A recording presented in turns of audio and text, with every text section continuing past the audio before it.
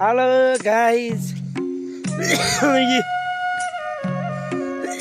यो मेरो बुढी है, मलाई जङ्गलमा लाने रहेछ। हिजो पानी परेर बाटो यस्तो छ है। हिजो हाम्रोतिर पानी दामी भन्दा नि एकदम दामी पानी पर्यो है। यस्तो छ बाटोको अवस्था। हेर मलाई त्यो लाने अरे क्या, त्यही भएर म पछि त्यसको हिँड्छु। यता यता हेर न, हाई गरिदिए त।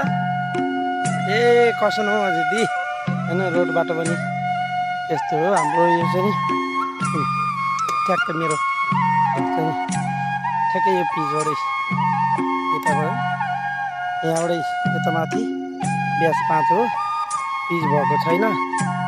यता चाहिँ नगरपालिका गाउँपालिका पिच भएको छ।